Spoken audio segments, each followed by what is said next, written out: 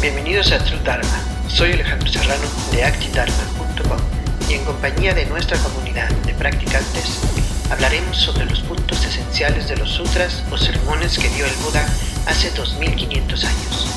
Gracias por acompañarnos y espero que disfrutes la conversación. Listo, pues vamos a comenzar nuestra discusión del sutra o sermón de El Rugido de León en el monasterio de... se me fue el nombre, siempre son nombres muy locos. El monasterio de Udumbarika, o no sé cómo se diga, ¿no? Pero fue en un monasterio donde dio el Rugido de León. Y bueno, el Rugido de León es, pues, la enseñanza. Cuando el Buda enseña el Dharma, eso es el Rugido de León.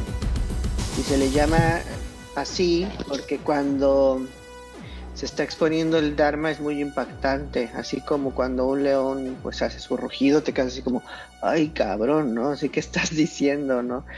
Dice cosas muy locas, entonces por eso se le llama el Rugido de León, pero como nos dimos cuenta en este sermón, el Rugido de León tiene un efecto inesperado al final. Pues hay un grupo, ¿no? De estos como indigentes, estos yogis, que se dedican a la mortificación, esa es su tradición espiritual, y pues están ahí platicando y haciendo un ruidajo, ¿no? En su plática y normalmente pues se sabe que este tipo de grupos pues hablan mal, ¿no? Hablan mal de la gente que no es como ellos. Alguien le pregunta, ¿no? A Nigroda, que es uno de estos indigentes, oye, y no me acuerdo exactamente en las palabras, ¿no? Pero ahí va el Buda, ¿no? Y ¿qué opinas? ¿O cuál es tu opinión? O sea, ¿qué harías, no? ¿Qué le preguntarías, no? Y le dice, no, pues yo lo que haría es refutar por completo lo que dice el Buda, porque pues él no tiene una sabiduría, ¿no? Y no tiene sabiduría porque no habla con la gente, está él solo, aislado en el bosque, ¿no? O sea, y eso, pues no, eso no te da sabiduría. O sea, tienes que estar integrado o bueno, por lo menos hablar con más gente en lugar de estar internado en el bosque como el Buda lo hace, ¿no? Entonces él no tiene sabiduría, ¿no? Y le haría una pregunta como para exponer, ¿no? Que le falta la sabiduría y humillarlo. Algo así es la actitud, ¿no? Entonces el Buda escucha eso, ¿no? Porque el Buda escucha todo, ¿no? Tiene clariaudiencia. O, sí, ¿no? Así se dirá, ¿no? Porque es clarividencia cuando lo ves, ¿no? Cuando lo ves todo, cuando eres capaz de ver cosas más allá de la vista. Y la clariaudiencia le permite escuchar lo que otros están diciendo a una gran distancia y entonces como que vuela y llega, ¿no? O sea, pasa de la montaña, pasa a ese lugar en donde están los indigentes y les dice, a ver, ¿qué estaban diciendo? ¿No? O sea, este, y entonces le pregunta, pues, ¿cómo es, no? ¿Cómo es que la gente encuentra consuelo en la vida espiritual según la enseñanza que él da? Esa creo que es la pregunta que le hacen al Buda. Y el Buda le dice, pues mira, es muy diferente a lo que ustedes practican, ¿no? En tu tradición, pues pues ustedes hacen lo que es la mortificación y eso no lo practicamos nosotros. Nosotros practicamos otra cosa, ¿no? Pues vamos a hablar, ¿no? De tu tradición primero y hacen como un repaso de lo que hace la gente que se mortifica el cuerpo y básicamente la lista es que andan sin ropa, sin arreglarse, con el pelo largo, que no se bañan, que comen lo que sea, que duermen donde sea, en el piso, o sea, se hacen mucho daño, pues, ¿no? De muchas formas, que no comen así, cosas ricas, sino a veces comen una vez, otras veces comen cada 2 semanas, cada 3 semanas, que es literalmente una vida muy cruel, ¿no? Muy dura, ¿no? muy hostil, digamos. Y entonces Nigroda le dice, sí, eso es, ¿no? Esa es nuestra tradición, ¿no? Y luego les dice el Buda, pero pues tiene defectos tu tradición, porque hay mucha gente que todo eso lo hace, pero para hacer menos a otros, o para decir que son unos chingones, o para compararse y como que, o sea, buscar fama, ¿no? Y buscar que otros hablen bien de ellos, o incluso muchas veces son deshonestos, ¿no? Y no dicen que están de acuerdo o desacuerdo, sino como que quedan bien en las pláticas. O sea, hay mucha gente deshonesta en tu práctica, en tu tradición, y pues eso pues no es como puro, ¿no? Y luego les dice Nigroda, pues sí, tienes razón, ¿no? Hay mucha gente que sí se apega a esta tradición de la mortificación con esos defectos. Y luego el Buda le dice, pero también hay gente que no. O sea, hay gente que sí practica todo lo que ustedes hacen sin esas intenciones egocéntricas, sin la intención de buscar fama, sin la intención de que hablen bien de uno o que otros grupos los admiren y sin la intención de denigrar a otros, sin la intención de mentir, sin la intención de manipular, ¿no? Y pues esta gente, pues, o sea, ya tienen una intención más pura. Y luego, pues también hay gente dentro de tu tradición que pues abandona, ¿no? También actividades nocivas, ¿no? Como el matar, mentir, no me acuerdo qué otra actividad era. No me acuerdo, pero eran como cuatro, abstenciones, ¿no? Creo que eran también intoxicaciones, algo así. Entonces evitan todo eso. Después el indigente le dice, entonces sí, eso, o sea, eso es bastante factible y cuando un practicante, o sea, que realiza mortificaciones de esta forma, lo hace así como tú lo describes, pues ya llegó como a la cúspide, ¿no? De la práctica y el Buda le dice, no, ni madres, ¿no? Todavía falta más. Y entonces ahí les dice, tienes que también abandonar estos obstáculos, ¿no? Y también tienes que meditar de esta forma, ¿no? Y habla del amor, ¿no? Compasión, de la empatía alegre, la ecuanimidad, o sea, todo es esas meditaciones que hablamos de ello en el curso, ¿no? De esas meditaciones. Tienes que hacerlo y luego le dice, no, pues con eso ya estás totalmente en la cúspide, ¿no? Del entrenamiento y el Buda, no, falta esto, y así se la pasa. Después habla y no me acuerdo qué más, ahí sí, como que tendría que revisar el sutta, ¿no? Pero el punto es que ya llegan a lo máximo que puede llegar la tradición, ¿no? Y luego se deprime, como dice Eddie, ¿no? El Nigroda se deprime, pero antes de que se deprima lo hace pues porque pues lo exponen, ¿no? Dice, tú, güey, habías dicho que ibas a humillar al Buda con tus cuestionamientos y ahora, pues no hiciste eso, ¿no? Y el Buda, es cierto, güey, tú dijiste que me ibas a humillar, ¿no? Y que ibas a denigrar, ¿no? Mis enseñanzas por lo que yo hago y por mi tradición. Y dice, sí, pues sí, yo iba a hacer eso, ¿no? Pero pues me apendejé, lo siento mucho y le pide disculpas y dice, muy bien, pues sí, te perdono, ¿no? A ver, dime, Eddie, que levantaste la mano antes de seguir. Ah, ya, ya. Bueno, es ahí donde estaba viendo lo de los vagabundos que se sienten deprimidos. Es Ujú, como el camino, porque ellos pensaban, a pesar de todo el sufrimiento, de todo el desapego que se causaron y hasta incluso de cómo llegaron a deteriorarse físicamente, ¿no? El Buda ujú, dijo que hasta eso nocivo porque se están haciendo daño y hacen que otras personas sigan ese camino que ujú. sigue siendo erróneo todavía. Al final de cuentas, que están como que apenas en la punta del iceberg, se podría decir, del camino. Exacto, ¿no? O sea, el Buda les mostró el camino, ¿no? Y bueno, a lo mejor Nigroda, pidió disculpas y el Buda lo perdonó y así. Y luego después el Buda siguió hablando, no me acuerdo qué dijo exactamente, pero les dijo, pues el Dharma es esto y bla, bla, bla, ¿no? Y al final, ¿qué pasa? A ver, ¿quién me dice? Lo que me gusta Sí. a mí, que me pareció muy interesante, es cómo el sermón está organizado de una manera como si fueran diferentes capas, ¿no? Ujú, Como capas como una muñeca rusa, ¿no? Que son diferentes muñequitas una dentro de otra.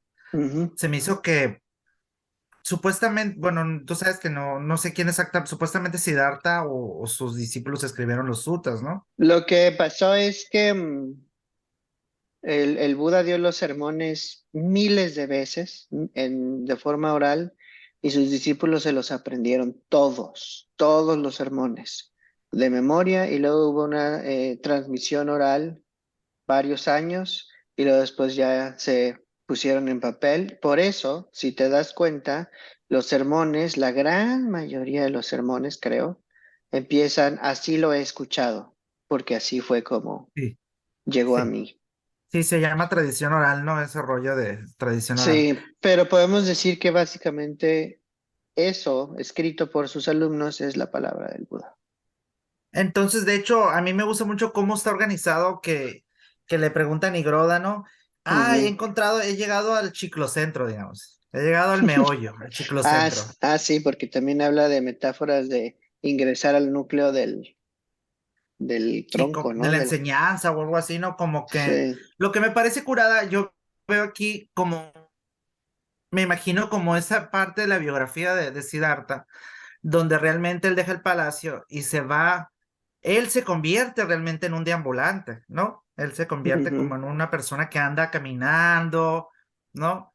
Que anda pues descubriendo, ¿no? Cómo es el mundo fenoménico, ¿no? Que ujú, está descubriendo cómo es el mundo fuera del privilegio o de alguna manera de la comodidad donde él estaba ujú, de los privilegios que él tenía, ¿no? Y salió y vio que había enfermedad, muerte, sufrimiento, vejez, ¿no?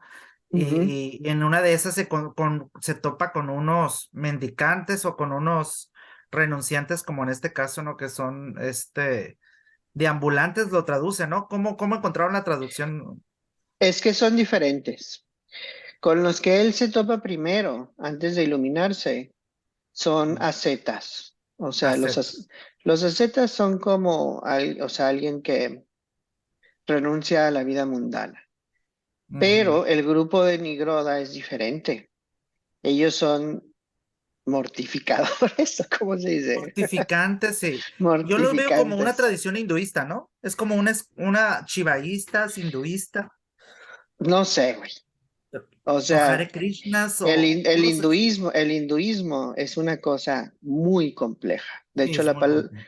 de hecho, el hinduismo está mal. O sea, es un término muy inapropiado para referirse a la tradición de la India, porque la tradición de la India es multitradición. Sí, es muy O complejo. sea, no hay un hinduismo. Lo que hay es miles tipos de dharmas. Ujú. Hay muchos linajes, hay muchas tradiciones, diferentes cultos, diferentes dioses, o sea, es una cosa compleja como la chingada. Y Sí, dentro de eso, o sea, pues, ¿con quiénes se encontró el Buda? Pues ni idea, lo único que sabemos es que eran renunciantes. sí. Y los mortificantes son diferentes. Esos güeyes no solo renuncian, sino que también se apegan a prácticas para destruir el placer carnal, destruirlo. Exactamente. O sea, son Sí, los que se acuestan en el suelo o incluso en camas de clavos o incluso andan sin calzones, no se bañan, comen mierda, o sea, lo que sea. Estamos hablando de gente muy extrema. Extrema es la palabra, pero es un extremismo espiritual, pues por eso se le llama mortificación, porque le dan en la madre al cuerpo, ¿no? sí, digamos que es un método muy radical para Sí, llegar aparentemente a un mismo punto que es como un rollo de una liberación de las apariencias de este mundo que nos engañan, como una de las grandes apariencias pues es el cuerpo, ¿no? No, Sí, en este no caso el sé. objetivo de ellos era eliminar el deseo. Ándale, sí. Pero lo que Sí. se me hace padre es que el Buda les dice, les dice en una parte, no importa, les dice, pueden probar este camino, pero les dice, no necesitas abandonar tu recitación, les dice. Ujú. Esa parte la subrayé, incluso aquí la traigo subrayada. No se ve, pues se ve un abismo, pero se ve transparente. Pero subrayé que Te creemos. les dice, renuncian a estos 5 obstáculos, le dice, y luego les dice que no importa, o sea, que lo Ujú, practiquen, como ujú, compruébalo por ti mismo. No tienes que dejar tu religión, tu ujú, recitación, ni tus acciones consideradas nobles o correctas, ninguna de esas ujú. cosas tienes que abandonar. Y eso se me hace muy padre porque es como que les está diciendo, relájate, todo bien, trata de probar esto, no te estoy obligando, ¿verdad? Pero no tienes que abandonar nada, no va contra tus propias creencias, es lo que se me hacía padre. Pues sí, lo que el Buda está diciendo es que el Dharma lo puede practicar cualquier practicante de otra tradición espiritual. Es lo que está diciendo. Y sí, yo aquí es lo que le digo a la gente, no me importa si eres ateo, si eres católico, no, si eres musulmán, o sea, el Dharma lo puede practicar quien sea y, y ya, lo compruebas. No tienes que abandonar tus creencias, tus oraciones, como dices. Lo único que hay que hacer es abandonar lo que te hace daño, ¿no? Sí. Y cultivar lo que te hace bien y que eso te lleve a un estado más libre. ¿Y luego qué pasa al final? Yo lo que recuerdo que al final, es que lo leí hace días, pero recuerdo que al final es como el Buda dice, bueno, pues aquí creo que no puedo enseñarles, dejé la información, pero creo que pues la decepción de todos los mortificantes o mortificadores, pues era real, ¿no? Porque creo que estaban totalmente por el camino equivocado y el Buda lo notó y pues decidió irse. Yo no entendía esto lo al final que ruge, pensé que era literal, pero gracias por aclararlo. Entonces, Sí, sí tiene ya todo el sentido, ¿no? También creo que es importante porque el Buda se dio cuenta pues que ahí no podía plantar la semilla del Dharma en ese grupo, ¿no? Pero fue tan generoso que les explicó, ¿no? Entonces y creo que es entendieron, yo creo que en gran medida entendieron muchos, igual y hasta por eso se deprimieron, porque dijeron, ay cabrón, o sea, estamos bien jodidos, ¿no? O sea, nuestra tradición vale madre, estamos bien jodidos, pero como dices, al final ocurrió algo bien loco, que es, o sea, a pesar de que les expuso el Dharma, él dice, se quedaron como zombies en depresión, ¿no? Y dice, poseídos por Mara. A ver, Willy, explícanos quién es Mara, por sí, favor. gracias.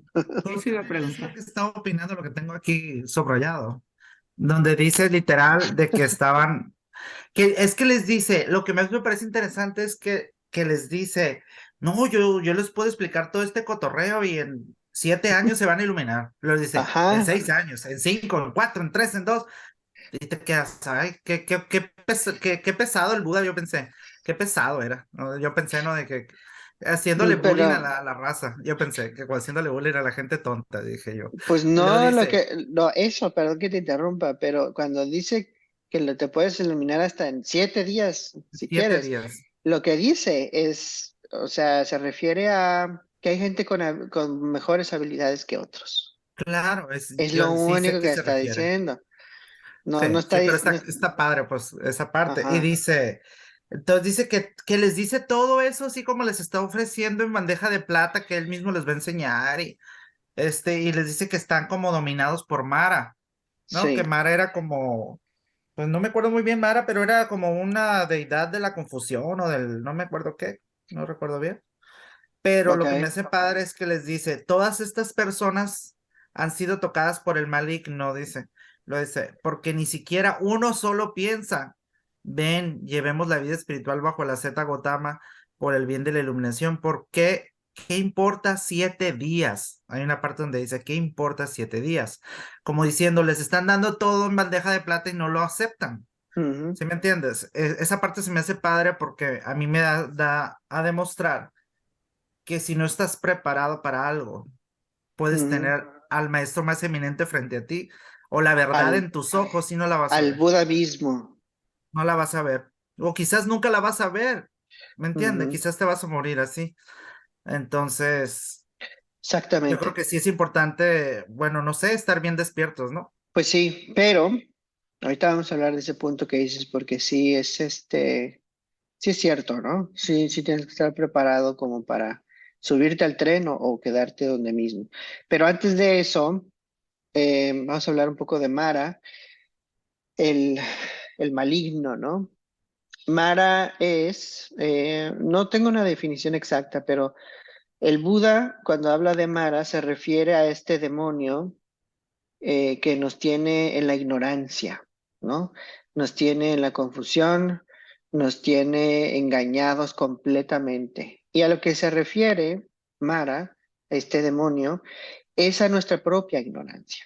O sea, realmente está hablando de de ese error de la mente, esa confusión de la mente que nos tiene apendejados con samsara, nos tiene apendejados con la perspectiva dualista, o sea, la perspectiva del ego y sentirnos separados del otro, independientes de todo lo demás, ¿no? O sea, que nos impide ver que el surgimiento dependiente de las cosas, que nos impide ver la impermanencia de las cosas. O sea, todo eso que no vemos es por culpa de esta ignorancia que tenemos los seres humanos. Y el Buda lo llama Mara. No es que exista este demonio así como algo independiente, pero pues es una forma de enseñar este principio de la ignorancia al referirse a estos aspectos de la mente como demonios, ¿no? O deidades incluso. O sea, dice William que si no se parece a la idea de Maya, ¿no? En el hinduismo. Pues sí, seguramente. Yo no soy experto en hinduismo, pero sí es como el velo, ¿no? La venda que te pone Maya en los ojos y que te impide ver. Pero acá Mara es alguien que te pone tentaciones, ¿no? O sea, cuando el Buda, antes de volverse el Buda, cuando era Siddhartha y estaba en meditación, esa noche, ¿no? Que se la pasó meditando toda la noche y que en ese momento ocurrió su iluminación, pues Mara llega y lo empieza como a tentar, ¿no? Le pone tentaciones muy fuertes. Haz de cuenta como cuando el Cristo está en el desierto y llega la serpiente, literal. Pero acá sí fue muy fuerte las tentaciones, porque una de las tentaciones era que llegó un ejército, así, las legiones de Mara, en donde llegan todos sus demonios y le empiezan a lanzar así flechazos, así, lo quieren matar al Buda, pero la absorción meditativa del Buda era tan pura, tan profunda, que todas las flechas que le llegaron se convirtieron automáticamente en flores, ¿no? Entonces no se muere, nunca se muere, ¿no? Y luego después lo que hace el demonio es enviarle la tentación de mujeres, le manda legiones de mujeres, ¿no? Y legiones así bien boludas, por no decir otra cosa. Y y el Buda se queda completamente así, inmóvil, o sea, no cae en la tentación del deseo carnal, de lujuria. Su absorción meditativa es tan pura, profunda e inamovible que no se mueve de ahí. Y entonces, como Mara no puede contra el Buda, dice, ah, la chingada, y se rinde y se va. Y después es cuando el Buda entra todavía más profundo a la verdad de la realidad fenoménica y descubre el surgimiento dependiente de las 4 verdades nobles, descubre todo eso. Y después de ver todo eso, o sea, el origen del sufrimiento y el cese del sufrimiento, pues ya se hace de día, se levanta y en ese momento ya era un Buda completamente, después de ese proceso. Entonces, ese es Mara. Y acá dice, no, pues estos güeyes sí están bajo la influencia completa de Mara. Yo ya les enseñé el Dharma, ya rugí, ¿no? Como león, y estos todavía siguen así como todos deprimidos, ¿no? Y bueno, pues adiós, y se va, y los deja ahí. Es un gran final, un gran final, porque normalmente en muchos sermones, cuando escuchan el Dharma, lo que hacen, los que escuchan el Dharma, es decir, tienes toda la razón. Y desde ese momento se vuelven seguidores del Buda. Y este termina diferente. Estos no se vuelven seguidores del Buda, lo cual nos dice que aún el Buda mismo, exponiendo el mejor de los dharmas, es muy posible que hay gente que no pueda volverse un seguidor del Dharma. Ahorita voy a decir más de eso, pero dime, Alma. Sí, es que quería comentar que, bueno, el Buda no critica a otras tradiciones, pero estos mortificadores solo parecía que se dedicaban pues a mortificar el cuerpo, pero no estaban haciendo otra práctica.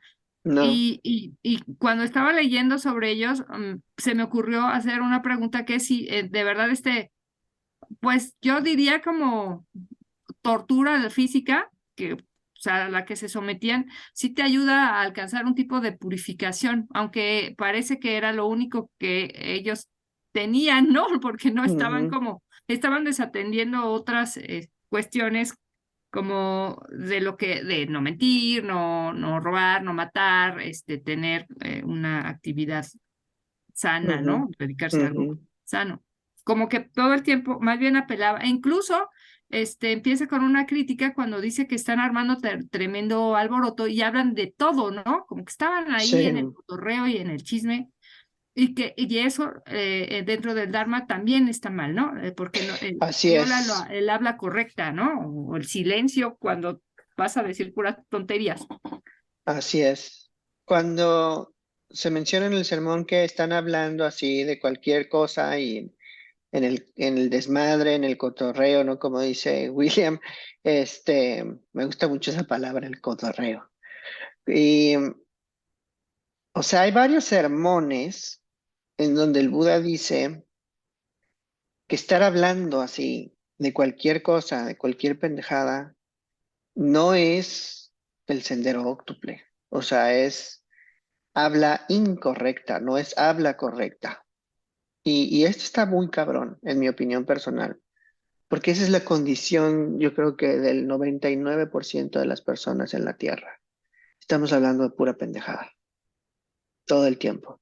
O sea, desde el entretenimiento en la tele, eh, las guerras de política, de lo que hace bien o mal la gente. O sea, no es nada más chisme y no es nada más comunicación hostil lo que está mal, sino el estar hablando así de todas estas pendejadas es una gran pérdida de tiempo, según el Buda, ¿no? Entonces, eso es como importante, ¿no? Mencionarlo. ¿Qué onda, Willy? Y yo creo que el concepto de, como viene aquí la traducción de mortificante, es mucho más complejo de lo que pensamos, porque quizás no se refiere solo al hecho de exponerse a privaciones físicas, sino sí se refiere como a una actitud que tienen de repente estos mortificantes, porque dice, hay una parte donde dice, esto me sienta bien, esto no me sienta bien, como que se ponen los moños con la comida que les dan. O sea, como, ay, no, yo no voy a comer sushi, no, a mí denme caviar, ¿no? Como que de O repente, dice, no, yo quiero comer carne cruda o incluso sí, mierda porque son bien espirituales. Y el sí, Buda pero dice, esas son mamadas, ¿no? sí, Es o lo sea, que lo que me dice. refiero es que tienen preferencias. Yo creo que el Sí, Buda ahí se refería al tema de los apegos y sí, preferencias, porque a lo que me refiero yo es que los mortificantes no, también son muy quejumbrosos, como que hay un hábito de la queja, de la ujú, selectividad obsesiva, ¿no? De una moral nociva, de una moral y una ética, es esto y cancelar todo lo demás, ¿no? Es un cerrarse en unas condiciones en las que ellos no tienen por qué ponerse los moños tampoco, ¿sí me entiendes? Porque sí, a veces no hay comida, a veces hay comida, a veces hay arroz. Y lo que dice el Buda, que lo correcto decía, es que a veces va a haber un tazón de arroz, un bocado, 7 bocados, 8 bocados, 9 bocados. O sea, él se refiere que el meditador debe ir a comer algo saludable, se levanta y vuelve a regresar a la práctica. ¿Sí me Ujú, entiendes? Eso es muy importante, porque él está diciendo que no te debes de lastimar a ti mismo. ujú, Y creo que eso es exactamente. muy importante, Pues de hecho, porque de nada sirve la bodichita si tú no te quieres. ujú. ¿Para qué vas a querer salvar a todo el mundo si te odias a ti mismo, si no te No, valoras? no te vayas tan lejos. Ok, Cuando el Buda se sienta a meditar para iluminarse, no estaba pensando en bodichita. O sea, ese es un concepto de Mahayana, no, sí, muchos siglos después. Y claro. cuando él se sienta, fíjate, es bien, porque va muy de la mano con lo que estás diciendo.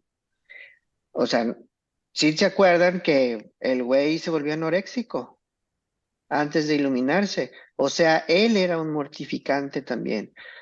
Se Exactamente. volvió asceta y luego se volvió como medio mortificante porque dejó de comer. Y están así las imágenes, ¿no? De las estatuas de él cuando era un anoréxico. Y él mismo dice, hay sermones donde dice, cuando estuve en esa etapa de mi práctica espiritual, fue cuando mi piel o sea, se me metió por completo y se me veían los hoyos del cráneo, todas las costillas se me saltaban, la piel se pegaba a los huesos de mis extremidades, literalmente era un esqueleto andando, ¿no? Lo describe así de una forma muy detallada y también en el sermón dice que pues se dio cuenta que el no tener nada de energía le impedía justamente practicar el Dharma. Entonces, más que decir, me impide amar a todos los seres, no, en el momento él lo que quería era la liberación del sufrimiento causado por la vejez, por la muerte, por la enfermedad y por la muerte. Esos eran los primeros objetivos, la compasión llegó después. ¿Sí? Entonces, para lograr esos tres primeros objetivos, tuvo que comer. Y cuando comió, muchos dijeron, este güey es un pinche fraude, ¿no? Ya comió y lo abandonan, se queda solo y se ilumina después.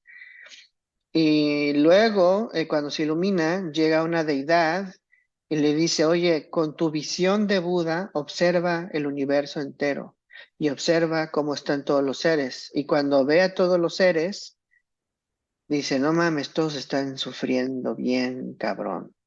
No saben por qué están sufriendo. Así como Jesús dijo, no saben lo que hacen. No saben por qué están sufriendo lo pendejo. Y en ese momento es cuando decide enseñar. Ese fue su surgimiento de bodhicitta en ese momento. Fue muy natural completamente. Es al observar el estado natural de sufrimiento de los demás seres. Habías dicho otra cosa aquí que te iba a comentar, Willy. Dijiste la serpiente que a veces aparece en las figuras del Buda. Fíjate que esa serpiente que aparece en las figuras del Buda no es Mara, ¿eh? Esos son los nagas. Gracias. Los nagas, es Pero cierto. los nagas no son demonios, no son gente mala, al contrario. Es más, Oscar siempre se pone de fondo un Buda con serpientes detrás de él. Y esas serpientes lo que están haciendo es proteger al Es Buda. protector como Dharmapala, ¿no, verdad? No, No. son nagas. Otra cosa Los que iba a decir. nagas son serpientes que viven en el agua Ujú. y y pues en ocasiones salían a proteger al Buda pues de la lluvia y así, y por eso las cobras lo cubrían por completo.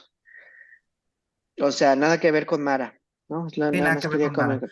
Sí, es la ignorancia. Te digo de que hay una parte donde es que se me hace muy interesante desmitificar la idea de estos mortificadores porque uno piensa que, ay, pobrecitos, nomás ellos se encargaban en sufrir, hacerse sufrir a sí mismos para comprender, pues para erradicar el deseo, ¿no? Ser libres de todo deseo o de no tener ataduras al mundo. Pero, o sea, también buscaban el prestigio, el honor. Dice, un mortificador no emprende una práctica de mortificación por anhelo de posesión, honor y popularidad. Y menciona reyes, ministros, aristócratas, brahmanes. O sea, como que a ellos también les gustaba el glamour, pues como que les gustaba que pues que dieran sus sobaditas de ego, a lo que se nota aquí, ¿no? A lo que se ve, que pues que Ujú, no tenían condición humana, pues no habían trascendido sus vanidades, ¿sí me entiendes? ujú. Sí, pues de Está hecho interesante. es como un fenómeno que ocurre actualmente, pero a la inversa. ¿Qué es lo que ocurre actualmente? ¿Qué es lo contrario de ese materialismo espiritual hoy en día? O sea, no lo contrario, sino como, yo diría que, o sea, los mortificantes eran materialismo espiritual, o sea, la mamada espiritual. Y hoy en día existe lo mismo, pero no en términos de mortificantes, sino más bien la gente que se apega a la espiritualidad en términos placenteros, que es lo que yo me la paso criticando en todos mis cursos. O sea, yo estoy bien en contra de una práctica espiritual que nada más se enfoca en el bienestar, o sea, el bienestar sensorial, porque si hay algo que el Dharma nos enseña, es la libertad de las adicciones sensoriales, incluyendo el placer sensorial. No es una cuestión de: "Ay, vamos a practicar el Dharma para relajarnos y luego ya regreso a trabajar a mi vida samsárica otra vez", ¿no? Digo, nadie lo dice así, pero así lo practican. Entonces me voy de retiro para después volver a regresar a la neurosis. Esa es una gran pendejada. Es usar la práctica espiritual como: me voy de vacaciones y luego regreso otra vez a enfermarme, porque así es, ¿no? Es un escape. Entonces, es el extremo, es buscar la libertad espiritual mediante el placer en lugar de la mortificación. Y no estoy hablando de hedonismo, estoy hablando de este movimiento que se obsesiona con el wellness, ¿no? El bienestar, ¿no? Dime, Eddie. Bueno, esto que abordaste sobre lo que es el de sí, perdón, es que regresan del retiro espiritual y piensan que van a cambiar, pero realmente no. Es decir, como que vuelven a lo mismo. Sí, porque es como volver al mismo, nosotros como del samsara, ¿no? Es que ver por ahí, no Sí. me quiero salir del tema, pero es como el meme dice de no escapé del samsara, es como no huyes porque siempre te ofrece varias maneras de distraerte o como el Buda, ¿no? Que Ujú, un demonio lo quiso zafar del ujú. camino y es precisamente donde es como que estar siempre en la práctica, mantenerte constante. Sí, entonces aquí podemos ver muy bien pues el camino medio del Buda. O sea, es evitar el extremo de la mortificación y evitar el extremo de el placer sensorial, justamente. No se trata de dejar de comer y no se trata de caer en una indulgencia placentera y comer lo que sea. De hecho, el Buda dice: a ver, si me vas a seguir, puedes desayunar, puedes comer y no se cena. O sea, esa es la instrucción que él da, pero eso es para monjes, ¿no? Y hoy en día creo que se sigue así. O sea, los que se vuelven monjes budistas comen en las mañanas y a mediodía y ya, no cenan. Y practican meditación y salen a pedir comida, ¿no? A pedir limosna, es la práctica del Dharma ortodoxa, ¿no? Pero sí, como dice William, es hipocresía, ¿no? Es como los católicos, ¿no? El católico, pues, no se va a retiro, pero va a confesarse y luego regresa otra vez a la locura y luego va a confesarse y a la locura. Pero acá yo siento que es más bien como, incluso hay gente que se la puede pasar toda su vida en retiros espirituales o practicando meditación y yoga en casa, ¿no? Y no avanzar mierda en su práctica espiritual. Y lo pueden hacer durante años. Pues ¿por qué? Pues porque no practican el Dharma. Lo que practican más bien es un escape sensorial de bienestar. Y se habla abiertamente de eso en el Dharma. Es así como: ok, pues sí, o sea, los estados meditativos, las absorciones meditativas, las cuatro llanas y los reinos superiores, ¿no? El reino sin forma, intangibles, todo eso te va a ayudar a purificarte, pero al final del día lo tienes que dejar ir también. La liberación es dejar ir todo. Y en la cuarta llana se trasciende tanto el dolor como el placer, los dos, o sea. no hay deseo por nada. Lo único que hay es una ecuanimidad así inamovible. Y esa es la base para después tener una claridad más profunda, más pura, que revela justo el origen de el antojo, revela el surgimiento dependiente. Esa claridad te permite ver claramente, valga la redundancia, que todo surge de forma dependiente, por lo tanto, ¿qué caso tiene, o sea, generar un yo, ¿no? O sea, todo lo que hemos hablado antes.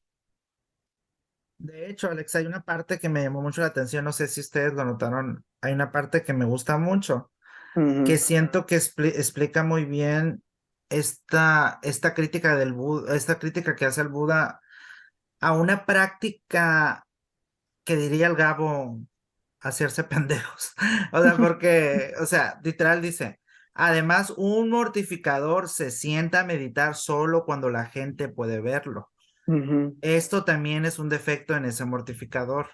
O sea, que muchas veces buscamos solo la apariencia, o sea, soy muy espiritual o soy muy mundano, o sea, y no se refiere solamente, yo creo que esta crítica de Siddhartha o de Buda va mucho más allá, nos está refiriéndose, si vas a hacer las cosas, entrégate, o sea, hazlas realmente con Ujú. honestidad, con transparencia, con corazón, con buen corazón. O sea, si vas a hacer algo, hazlo de verdad, implícate, ¿no? Implícate en lo que estás haciendo. No solamente lo hagas, pues, para tener una apariencia, porque eso está revelando otras carencias que traes tú, yo pienso, ¿no? Y no nada más revela eso, no avanzas. No avanzas. Eso es lo más importante, que no avanzas porque estás todavía, pues, guiándote por una identidad. Exactamente. Y la identidad, pues, según el Buda, es una confusión, es ignorancia, todavía. Y había algo más, ¿no? Relacionado a lo que estás diciendo ahí, William, muy importante. De hecho, o sea, lo veo muy seguido en redes sociales, en general, ¿no? Como que en todo el ambiente espiritual del siglo XXI, veo otro materialismo espiritual por ahí. O sea, tenemos por un lado el materialismo espiritual que el Buda vio, que era la mortificación, ¿no? Incluso había materialismo espiritual de los ascetas, que no eran mortificadores, pero no habían logrado más que entrar a las absorciones meditativas y que ellos creían que ya se habían liberado y no. El Buda dice eso no es liberación, sigue siendo samsara. Y luego, después, ¿no? Siglos después, hoy en día, hay un materialismo espiritual que pues está como hipnotizado con todo lo que es yoga, lo que es hinduismo, budismo tibetano, New Age, esoterismo. Yo no digo que esté mal esas tradiciones, pero están como viéndolo como un mercado espiritual literalmente, en donde se consume todo esto, todos estos talleres, voy a todos estos retiros porque es un estilo de vida, ¿no? Es un estilo de vida y yo soy así, yo soy espiritual. En esa frase es como una identidad totalmente samsárica. Y todo lo que no es así está mal. Ahí vemos literalmente lo que ocurre con los mortificantes. Todos los que no son extremos como nosotros están mal. Pero acá lo vemos, todos los que no son así amor y paz como nosotros están mal. Hay mucha gente así, pero hay una más. Y esta me interesa mucho porque siento que todavía está medio escondida. Hay gente espiritual que dice que hablar de tu avance espiritual es egocéntrico. Y yo creo que eso es materialismo espiritual. ¿Por qué? Porque si alguien avanza espiritualmente, realmente avanza, o sea, que se vuelve más humilde, que empieza a tener sabiduría, que empieza a tener claridad, madurez, o sea, que empieces a ver que la cagas y empiezas a corregir todos tus errores. O sea, una espiritualidad bien hecha, pero tú ves que vas avanzando. ¿no? Y si alguien te pregunta, oye, ¿crees que tú has avanzado? Y dices, sí, yo creo que sí he avanzado. Mucha gente dice, ay, eso es muy egocéntrico. Decir eso es muy egocéntrico. Alguien que avanza, realmente avanza espiritualmente, no dice que avanza, no dice que está despertando, no dice que se está volviendo un bodhisattva y sobre todo, nunca, nunca dice que es un Buda. Yo creo que eso es también protagonismo, pero es un protagonismo que está como invertido. Es como, miren qué humilde soy yo al negar por completo mi avance, al no hablar de mi avance espiritual. Miren qué buena persona soy yo porque no estoy faroleando lo que he avanzado. Para mí eso es una mamada. ¿Por qué? Porque cuando el Buda se ilumina y le preguntan, oye, ¿y tú qué eres, no? Porque te ves bien diferente, ¿qué pedo, no? ¿Tú qué eres, no? Y le dice, ¿eres un fantasma? Le pregunta a alguien, le dice, no, no soy un fantasma, ¿no? Y le dice, ¿eres un dios? Le dice, no, no soy un dios. ¿Eres humano? Le dice, no, no soy humano. Entonces le dice, pues soy un Buda. O sea, lo que el Buda dice es la verdad.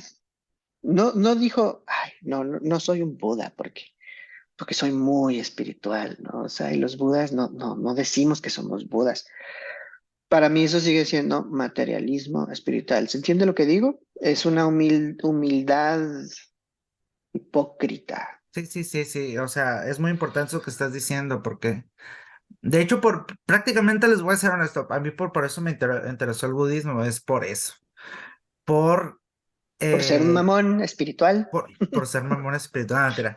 No, me interesó el budismo porque siempre como que compara, ¿sí me entiendes? Tiende a comparar. Esto es de esta forma, esto es de esta forma. Es muy analítico, pues, es muy Ujú. analítico. Y siempre compara, ¿no? Como trata de ver diferentes ángulos una misma cosa. Si se fijan, los sermones parecen repetitivos porque ve de un lado, luego ve de otro, ve lo mismo, pero de varios lados. Entonces, por eso me gusta el Dharma, ¿no? El Buda Dharma, por el camino medio, ¿no? Que tratar de, ok, en este sermón me gusta porque desde el inicio, bueno, una parte, se asombran los estos muchachos, vamos a decirle, se asombran porque dice, ay, ¿cómo? ¿Por qué nos está hablando en nuestros términos? Ajá. El Buda está hablando haz de cuenta que no es mendicante, está hablando nuestro lenguaje. Se asombran, ¿no? Se quedan asombrados, ¿no? Y eso parte me gusta mucho porque habla de una flexibilidad de parte de él, ¿no? Digamos, el de Buda, y de una capacidad de una inteligencia muy fuerte, ¿no? De traducir la comunicación, ¿no? Y Sí, una humildad también, una hacía humildad, ¿no? También. traducciones culturales, o sea, según tu tradición, utilizaba los términos, ¿no? Y no fue la única vez que lo hizo un chingo de veces, eso que dices. Por ejemplo, es más, ahí mismo en este sermón, cuando le dice, practica el amor, practica la compasión, practica la empatía alegre y practica la ecuanimidad, ¿no? Esas cuatro meditaciones. Esas cuatro meditaciones en sánscrito se le llaman Brahma Viharas. Y Brahma Vihara significa las moradas de Brahma, o sea, donde mora Brahma. Sí. Ahora, si ahí recuerdan, bueno, los que saben un poco sobre el tema, Brahma pues es una deidad de la India y el Buda no habla de deidades, ¿no? O sea, sí habla de reinos de los dioses y de los devas y las deidades, pero, o sea, el objetivo primordial del Dharma, del Buda, es trascender por completo todo eso. Pero, ¿por qué entonces está diciendo, o sea, habla de las moradas de Brahma, si él enseña que se debe trascender la existencia inherente de los dioses? No nada más es trascender la existencia del ego, sino también trascender todas las existencias inherentes de los dioses, ¿no?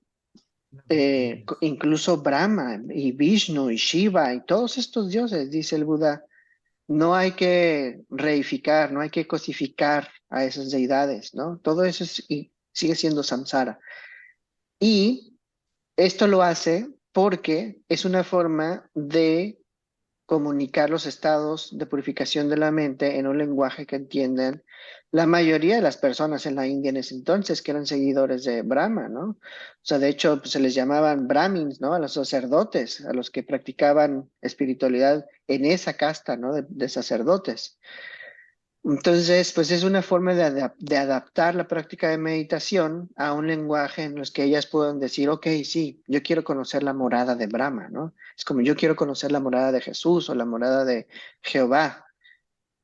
Al final del día, al Buda no le importa cómo le llames. El punto es que cuando lo conoces, empiezas a purificarte y eso va a sentar las bases para un despertar más profundo todavía, en donde trasciendes a Jehová, a Cristo, al Buda mismo, al budismo mismo. Todo eso se trasciende. O sea, la realidad absoluta se purifica todo, todo, todo, todo. El Dharma no le pertenece a una tradición, no le pertenece a un país, no le pertenece a ninguna cultura.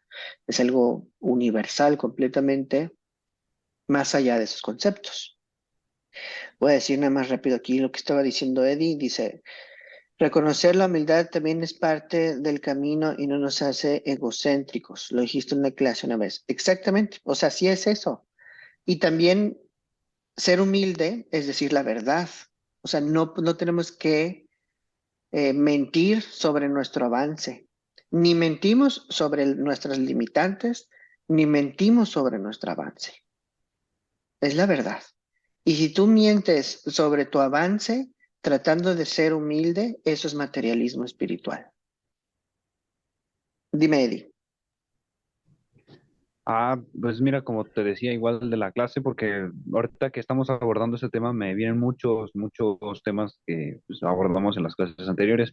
Y es Ujú, como cuando le hablas a ver si me fue la palabra, es enseñar forzosamente no es necesario, es decir, quien quiera aprender, aprende, quien no, pues no es necesario, no es como de a huevo enseñarle el Dharma, no ujú, podemos introducirle a alguien el Dharma a la fuerza solo porque por el hecho de que quieres que esté bien, pero pues si no quiere, no, quizás no es el momento, quizás como ujú. dicen, no, quizás en esta vida no va a aprender el Dharma, y es algo que no todos están dispuestos a aprender porque se requiere pues dejar todo y obviamente cambiar tu estilo de vida. Sí. No, y además, pues hay que ser realistas. Por lo menos eso es lo que yo aprendo de lo que el Buda hace al final de este sermón. Al final del sermón es como dice, no, pues estos güeyes siguen bien apendejados. Ahí se ven. Bye bye. Adiós. No voy a perder el tiempo. ¿Por qué? No es porque el Buda los vea como inferiores y pobres pendejos nunca van a lograr nada, sino lo que ves es que no hay condiciones O creo que para... es, bueno, ahora que perdón por interrumpir, es como, había una frase de Nietzsche que es como no mirar tanto tiempo al abismo porque te vas a convertir en el abismo tú también. Y yo creo que el Buda quiso evitar eso, ¿no? Como si se quedaba más tiempo, yo creo que con esas personas, tal vez, no sé, podría convertirse en ellos. Yo, mira, te lo voy a decir de otra forma, porque esa frase que mencionas de Nietzsche, ¿fue de Nietzsche o de Sí, Lovecraft? No me creo que acuerdo. sí fue de él, lo abordó. Pero sí sé qué frase dices. Eso tiene muchas interpretaciones y no necesariamente son negativas. Por ejemplo, el Buda habla del vacío todo el tiempo. O sea, el vacío budista no es malo. El vacío budista es libertad total.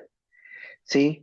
Entonces, si tú contemplas el vacío, no te va a ir mal, al contrario, vas a ser libre. ¿Por qué? Porque te vacías de egocentrismo, de ignorancia, de deseo, te vacías de todo lo que tiene atado en samsara.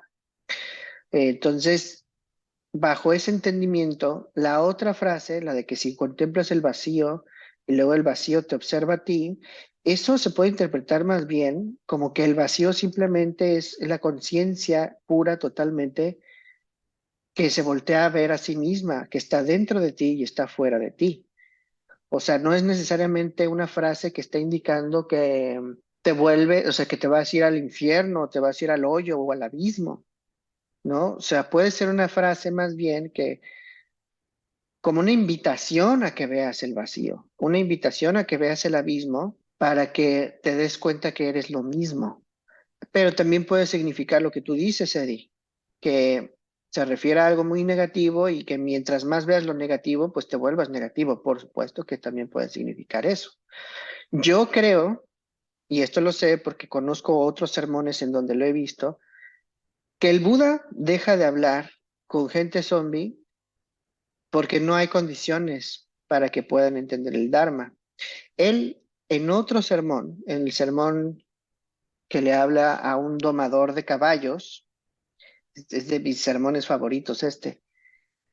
O sea, llega el Buda con el domador de caballos y le dice, a ver, ¿cómo domas a un caballo? Y le dice, pues, a veces lo hago suave y a veces lo hago duro, ¿no? Y luego el Buda le dice, y si no te hace caso, ¿qué haces? Pues lo mato, ¿no? Pues no sirve el animal y lo mato, ¿no? Y luego después el domador de caballos le pregunta al Buda, ¿y tú? ¿Cómo domas a los seres humanos, no? Y el Buda le dice, pues a veces les hablo suave, ¿no? Y con eso los domo. Y si no, les hablo duro y con eso los domo. Y le pregunta, pero ¿cómo es hablarles suaves y cómo es hablarles duro? Y el Buda le dice, hablarles suaves es decirles que si cometen actos saludables hay consecuencias saludables. Y si no entienden así, les digo que si cometen actos nocivos hay consecuencias nocivas. Y eso es hablarles duro, es hablarles con la verdad y decirles, sigue haciendo eso y te va a ir de la verga. Eso es lo que hace el Buda, ¿no? Y luego le dice el domador, y si no te hacen caso, aún diciéndole que sus consecuencias, o sea, van a ser muy culeras, ¿qué haces? Y el Buda le dice, pues los mato. Y el otro se queda así como, ¿cómo chingados, no? O sea, ¿cómo los mato si tú eres el Buda, no? O sea, tú no puedes matar a nadie, eres el Buda. Y dice, pero es que cuando yo digo que los mato, quiere decir que les dejo de hablar. Ya me rindo y no les enseño el Dharma y no les dirijo la palabra porque no vale la pena hablar con alguien que no entiende la ley de consecuencias, ¿no? De actos y consecuencias. Entonces, el domador dice, ok, y sí, si el Buda mismo te deja de hablar, literalmente es como si dejaras de existir, porque, o sea, si alguien tan, tan bendito y sagrado como el Buda te deja de hablar, es que definitivamente no tienes razón de ser. Entonces, por eso entiende que el Buda dice que, pues, los mata. Entonces, ese sermón a mí me dice que hizo exactamente lo mismo con los mortificantes, los mortificadores. Es así como que no se mueven, no salen de la influencia de Mara, el maligno, de la ignorancia, no se suman a sus seguidores. Entonces el Buda dice, ok, no hay nada más que hacer aquí y se va.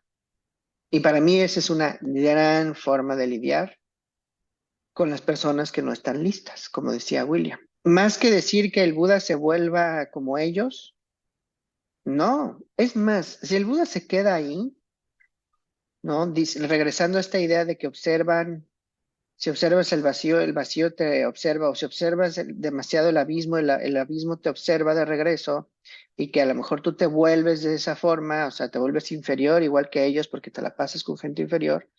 En el caso del Buda es imposible que eso pase, imposible. ¿Por qué? Porque es el Buda. El Buda ya trascendió por completo la condicionalidad. Ya va y fue y vino. No está aquí y está aquí al mismo tiempo. O sea, no aplica para él esa sentencia. Para todos los demás que no somos Budas, sí puede pasar eso que mencionas, Eddie. Y de hecho el Buda mismo lo dice. Mientras tú estás entrenando y practicando el Dharma, tienes que abandonar, amistades nocivas y tienes que llevarte con gente saludable. Punto. Es más, la vida espiritual depende al 100% de una comunidad saludable. Así lo dice el Buda, así de importante. Perdón por tanta palabra, pero sí es bien importante lo que mencionas, Eddie. Y saber sobre No, sí, sí. todo que ese ejemplo del Buda de mandar a la fregada a los mortificadores, lo hace por su perspectiva de sabiduría. Sí quiere dejar bien claro que no los abandona ni porque él tiene miedo de volverse como ellos, ni los abandona porque piense que son inferiores y que no son dignos de escuchar el Dharma, no. los abandona porque no hay condiciones para que puedan recibir el Dharma. Esa es la razón. Es como alguien que no tiene las capacidades mentales, literalmente, o sea, que tiene esquizofrenia, por ejemplo. No puede recibir el Dharma. Sin embargo, el mismo Sin bienaventurado, embargo, sin embargo, el mismo bienaventurado le dice a Nigroda, oh, si te diste cuenta de que la andas regando, dice, si te diste cuenta que estabas echando veneno ahí cuando estabas con tus amigos, diciendo un montón de cosas. Le digo, si te das cuenta que no es lo correcto, esa forma de comunicación, esa forma de actuar. Y le dice que es un hombre honrado o algo así le dice. No, si eres un hombre honrado. Yo siento que ahí el Buda le dice, es en esta persona justamente la que estaba actuando más negativo de todo el grupo, que es como el protagonista de los mendicantes. Es ujú, justamente a la persona que quizás le ve una semilla para de florecimiento para el Dharma. Yo siento que el Buda sí ve en él, a pesar de que lo estaba criticando literal, porque estaba hablando a sus espaldas, ujú, le dice que es un hombre honrado, que es un hombre ujú, de buen corazón o algo así le da a entender, porque cualquier otra persona no puede aceptar sus errores y decir lo que es una gran virtud. Decir lo que es como es, no para herir a los demás, sino describir la verdad con las palabras y ujú, reconocer los fenómenos como son. Eso te hace libre y es un gran cultivo, es una gran herramienta para la iluminación. ujú. O sea, para Así ponerte es. las pilas, digamos. Sí, sí. No, y además, es tal cual como dices, William, o sea, ahí vio, ¿no? Vio las condiciones en él. Quién sabe qué pase después, pero de todos, yo creo que él era el que sí tiene más posibilidades. A lo mejor después dice, no, pues sí, siempre sí quiero irme detrás del Buda, ¿no? Y sobre todo porque se pidió perdón. O sea, aceptó su error, o sea, existió honestidad y así, ¿no? Gracias por acompañarnos en este episodio. Yo soy Alejandro Serrano y esto fue True Dharma, un podcast de ActiveDharma.com. Si te gustó este contenido, suscríbete y comparte este episodio. Para más enseñanzas sobre budismo y meditación, ve a ActiveDharma.com o busca Active Dharma en redes sociales. Nos vemos en el siguiente episodio de True Dharma.